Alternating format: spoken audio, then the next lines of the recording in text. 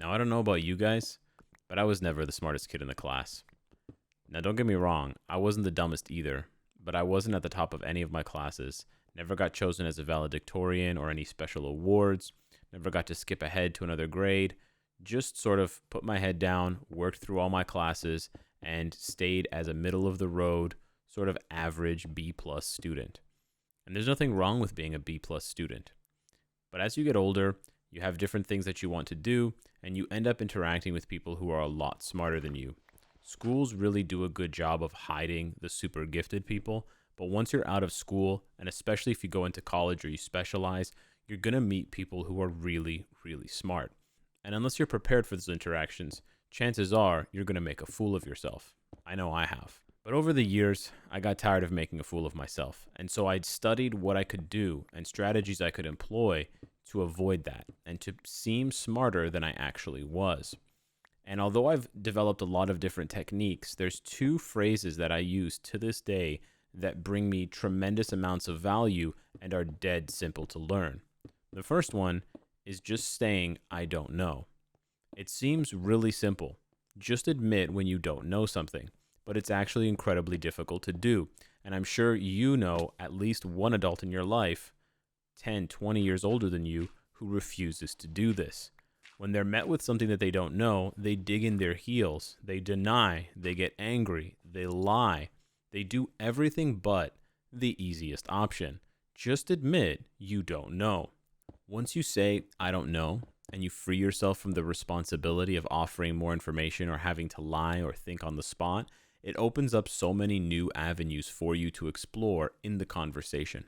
For starters, if you're talking to someone who's in a position of power or authority, or someone who just thinks that they're really smart, by saying I don't know, you're offering them a super easy way to score buckets by flexing their knowledge or their authority. This can serve multiple purposes. It can give you more time to think about something else. It can ingratiate you or build rapport with the person that you're talking to.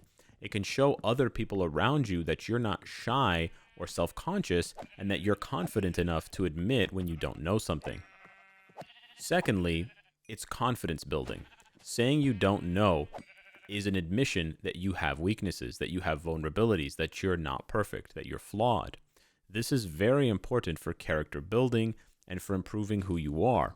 Because if you're constantly in a state where you know you need improvement, and when you're not afraid to admit to others, admit to the world that you do need improvement, the improvement can happen. Remember, if someone believes that they're perfect and they never admit that they're wrong or they never admit that they don't know something, then they're denying themselves the opportunity to improve. Furthermore, when you say you don't know, it's usually in the context of a conversation where someone else does know. By allowing that person to fill in the void and start to explain things, you're allowing someone else to talk about something that they really like. This is going to build a bunch of positive vibe for you with the person. This is particularly effective with relationships or when you're early on dating. Once you begin to master this technique, you can even go so far as to lie a little bit and play down how much you know about something to test the other person. Of course, on the surface, you're giving them an opportunity to talk about something and educate you while you listen. But deeper than that, you can see if they really know what they're talking about or if they're faking it and lying and too scared or too self-conscious to say that they too don't know. And finally, when you say I don't know, you're giving yourself the opportunity to become an active listener. And this is a really important skill to develop for relationships, for professional situations, for other interpersonal relationships that you might have. Being able to listen to someone carefully and extract and distill down what they're saying into a concise summary is super powerful. Women will think you're more attractive and think that you're very smart. People in professional settings will think that you're really focused and really lasered in on what's going on and that you're smarter than you actually are. I cannot overemphasize how valuable the I don't know phrase is. And while I recognize that it does require some degree of ego death to admit that you have a flaw, that you have a vulnerability, that you don't know something, the upsides that it represents and that it potentially brings to you far outweigh any sort of negativity or negative vibe that you're going to develop by admitting that you don't know something. Now, of course, there are limitations. If someone asks you a simple question like, what's your name? And you reply, I don't know, it's not going to work.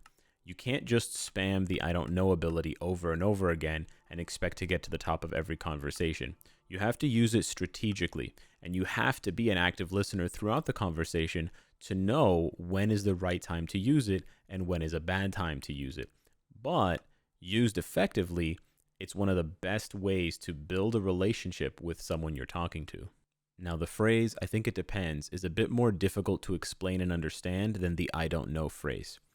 Essentially, I think it depends or it depends is a measure of accuracy, and it is a confrontation to whoever you're talking to about the level of accuracy that they are using in the discussion. Say, for example, a friend says, all exercise is healthy. And rather than saying a specific exercise that isn't healthy and getting into an argument about that, you can just throw out a simple, well, I think it really depends. What you've done is a twofold move. On the one hand, you've questioned the accuracy of what the person has said because they've said all exercises are healthy. But by just saying it depends and not giving them a concrete example, you're forcing them to argue against themselves. Now they have to either justify how every single exercise ever done throughout humanity have all been healthy, or they have to concede that, well, I guess some of them aren't very healthy, or I guess maybe CrossFit can be dangerous for you, or some other example.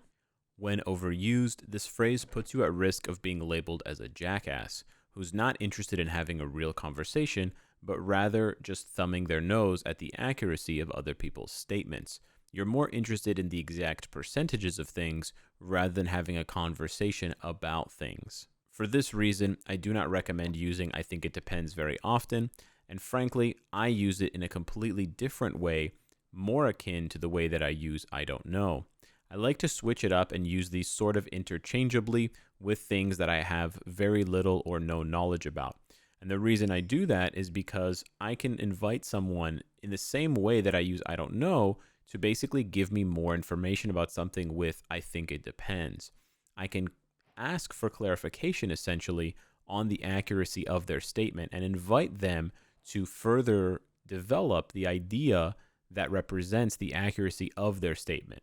So in a romantic sense, if you're on a date with a woman and she's complaining about a certain guy, or she says that all guys have done X, Y, and Z, you can say gently, well, I think it might depend.